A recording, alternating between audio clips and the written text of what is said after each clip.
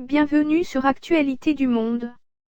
Si vous ne pouvez pas exercer votre métier à distance, comme le recommande le gouvernement, la réponse est oui.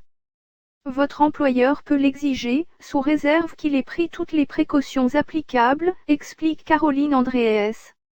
Il doit notamment veiller à ce que les fameux gestes barrières puissent être respectés sur votre lieu de travail, que les locaux soient dûment nettoyés, voire réaménagés pour que la distance physique entre les personnes soit garantie.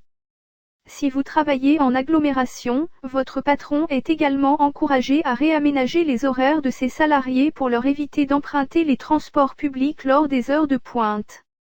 Pour cette spécialiste du droit du travail, le retour au travail sera d'ailleurs de plus en plus souvent imposé à partir du 1er juin, date à laquelle le dispositif de chômage partiel devrait commencer à être moins bien indemnisé par l'État. En revanche, si vous avez pu continuer votre activité en télétravail durant la période de confinement, celui-ci devrait rester la règle. Sauf, par exemple, en cas de difficultés ou d'impératifs d'organisation, comme un travail en équipe qui aurait été mis entre parenthèses durant le confinement et dont la reprise devient nécessaire, poursuit l'avocate. Que faire si aucune précaution contre le virus n'a été prise sur mon lieu de travail ?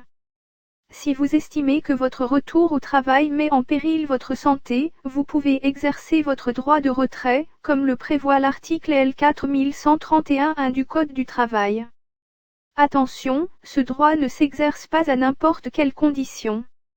Le salarié doit pouvoir clairement caractériser un manquement de son employeur aux mesures de sécurité, prévient Caroline Andrees, qui souligne que des photos ou des attestations fournies par des représentants du personnel peuvent constituer des éléments contribuant à justifier un droit de retrait.